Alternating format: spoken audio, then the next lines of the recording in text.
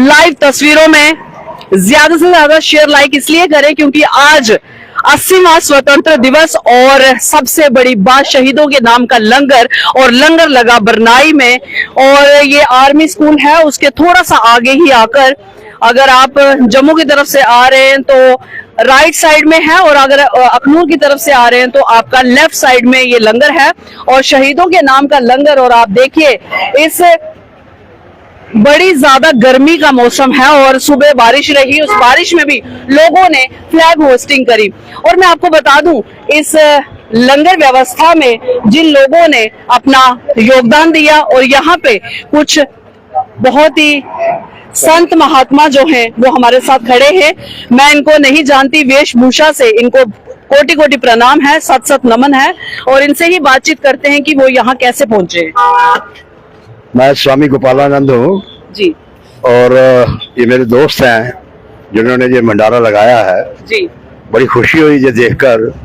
अलग अलग साधन होते हैं शहीदों को याद करने का जी, लेकिन ये जो तरीका है बड़ा एक अद्भुत है, क्योंकि लोगों शहीदों को याद भी करना, जी, शहीदों को याद भी करना और जनता को भोजन भी खिलाना, ये बड़ा अनोखा तरीका एक है। जी, जी, जी। शहीद जो है वो एक बहुत बड़ा शब्द, उच्च कोटि का शब्द है। ये इवन संतों के लिए भी ये वही ठहराया जाता है।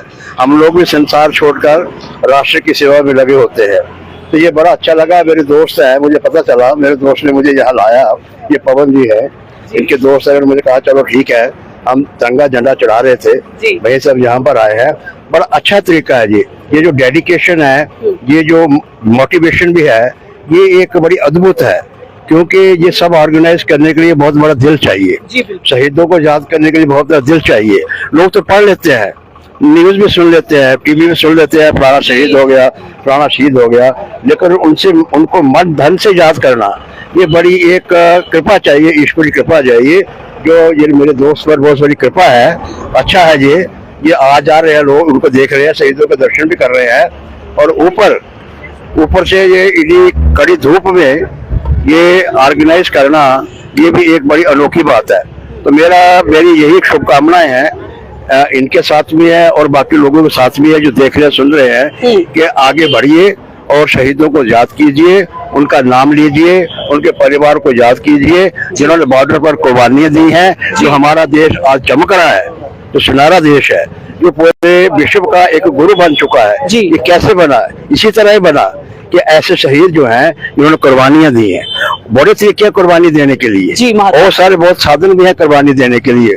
गरीबों की देखभाल करना, जिनको जरूरत है उनकी जरूरतें पूरी करना, बच्चे स्कूल के हैं जो नहीं पढ़ सकते उनको स्कूल में पढ़ाना, ये भी एक देश सेवा है, ये भी एक कुर्बानी होती है। तो मेरी सभी से रिक्वेस्ट है, सभी देखने वालों से रिक्वेस्ट है, पूरी जनता से रिक्वेस्ट है कि हमें जो स्वतंत्रता मिली है इसको कायम रखिए, इसको बिगाड़िए मत।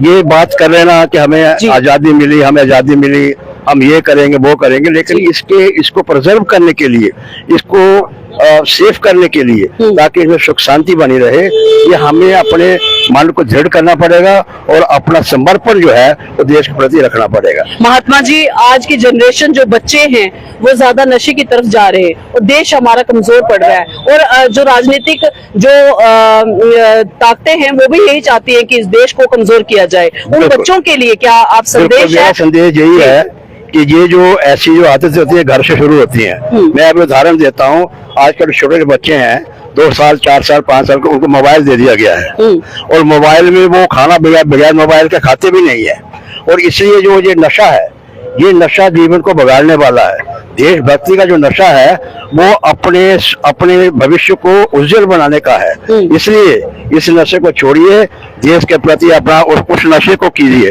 वो नशा ऐसा है जो परलोक में भी वहां तक रहेगा कि मैंने भारत वर्ष की सेवा की थी, ऐसा नशा कीजिए। ये सब नशों को छोड़िए, ये नशा जीवन बर्बाद कर देता है, घर बर्बाद कर देता है, माता पिता को बर्बाद कर देता है, सोसाइटी को बर्बाद कर देता है। ये जो एलिमेंट है, जो नशा जो है फ्लोट कर रहे हैं हमारे भारतवर्ष में, उनका अंतिम श्वास जो है वो भी बड़ी मुश्किल से निकलेगा।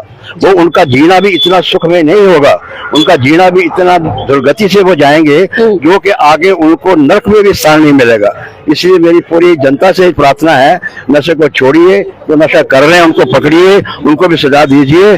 और मेरी ईश्वर से, माता रानी से ये भी एक प्रार्थना है कि माता रानी सद्बुद्धि दीजिए इनको, जो नशा बेच रहे हैं उनको उनके लिए। सद्बुद्धि दीजिए ताकि वो नशे को छोड़ें और जो अपने संसार को बर्बाद करने के पीछे लगे हुए हैं उससे थोड़ी घृणा करें। जय हिंद, जय माता। जय माता।